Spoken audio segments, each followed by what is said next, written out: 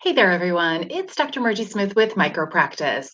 This is going to be talking all about the different payment options that I recommend you use for patients.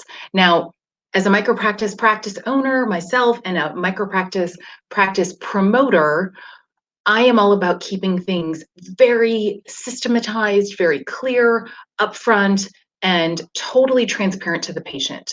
The patients never have a question in my practice as to how much they owe. They're never worried that they're going to get some, mystery bill that is going to be way more than they expected. So everything with me is always upfront and spelled out to the patient. So now, once I have the financial care plan created, I want to give patients options as far as how they can pay for the care. Now, the financial care plan, as we've discussed in another video, can include insurance benefits. It can be cash only. It doesn't have to just be for a cash-based practice or a cash-only practice. You can still incorporate insurance if you accept insurance. But for these purposes, I'm just only going to be talking about what I do in my practice, which is not insurance. I don't create care plans with insurance in them. Now, I'm going to be sharing my screen here in just a second, and we're going to review again the top options as far as payments go. Now, when you see my screen, what you're going to see is a page in the Cash Practice systems. Cash Practice is an amazing service that I use in my practice. I recommend you use for your practice, but it's using the Cash Practice systems because that's the plans that I use. So I'm not looking to necessarily give you a demo of Cash Practice, but more show you how I use this in my own practice. Now, you'll also see when I pop up my screen that there are going to be some numbers associated with this. There's going to be what I charge for the patients when it comes to the adjustments and re-exams. These are only for illustration, demonstration purposes only. These are not me telling you to charge these fees. That is for you to determine based on your location and based on your practice, okay? So let's go into what this looks like and what to expect.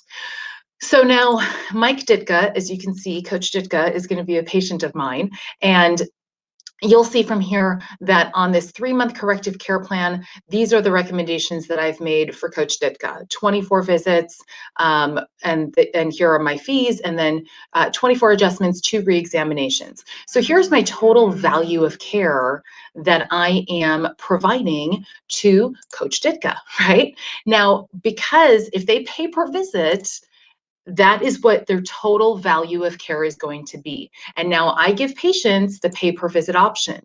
If they want to pay per visit, by all means, they could pay per visit. That is completely fine with me.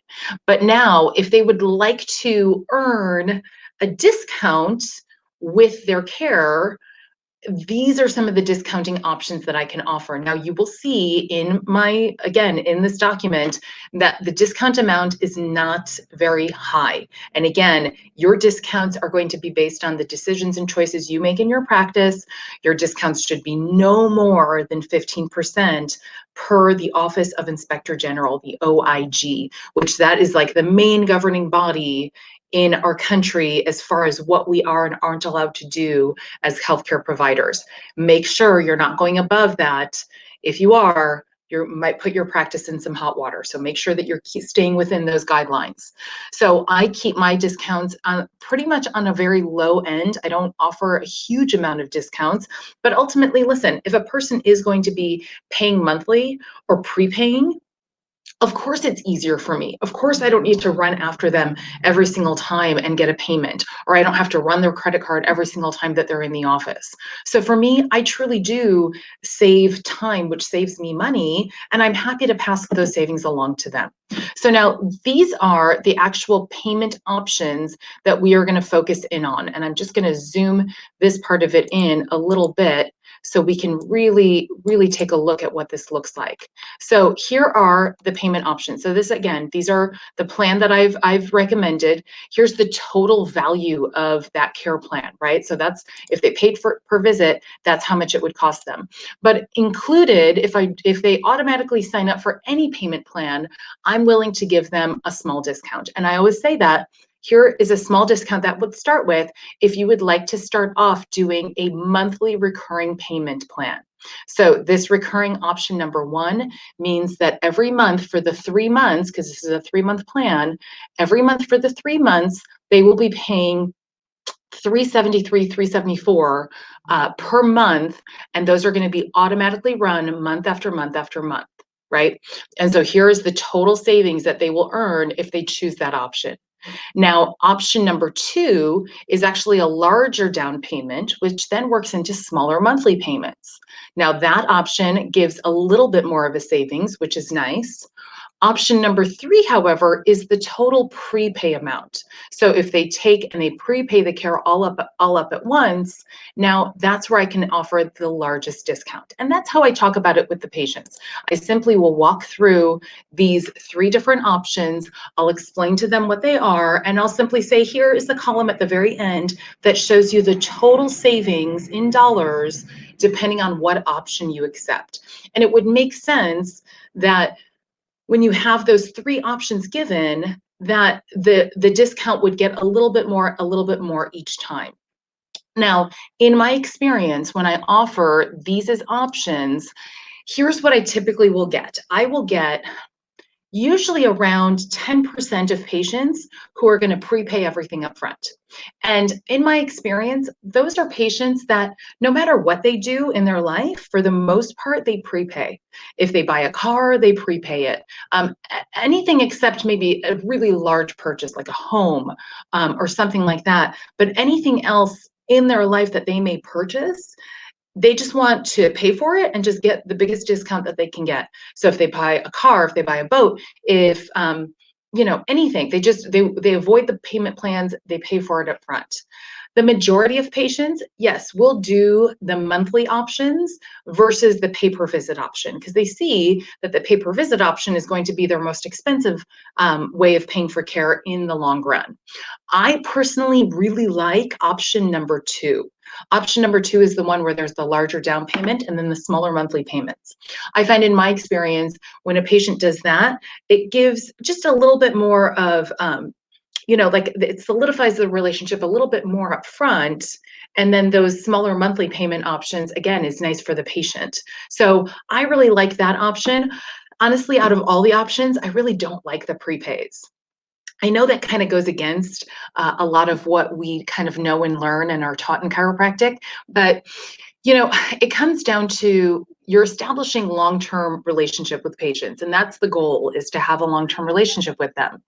So if I am starting off a care plan with a patient and they're paying monthly payment options for that initial corrective care, that's going to be more care at the very beginning, right? And then later, when they transfer into more, more wellness care, etc., that you're going to see them less often, which means that then their monthly payments are going to go down. So then the conversation to transition is much easier when you say, Mrs. Jones, you're graduating into what I call wellness care. And wellness care means that I'm just going to be seeing you once a week, or once every other week, or whatever it is for your practice. But ultimately, the great news, Mrs. Jones, is now your monthly payment is going to be going down from $373 a month to $200 a month. And so now for this patient, you've just freed up $173 a month in their income, in their budget, right? And so then it's easy for them to say yes and continue care, versus if you have to do a whole new large prepay. Now, again, for the prepay options, they're prepaying, typically they just always prepay. So that's why I don't like to push a prepay, or I don't like to push one option versus the other. I just like to give them these options, and then the patient decides what they would like to do. So I hope that this has been helpful, and this is something that you can consider looking at and implementing into your practice the next time you're faced with giving patients options when it comes to paying for the care, because ultimately it will help streamline and simplify your practice versus you feeling like you have to chase after patients month after month for money. This is Dr. Margie Smith with the Micro Practice. I will see you all next time. Thanks. Bye.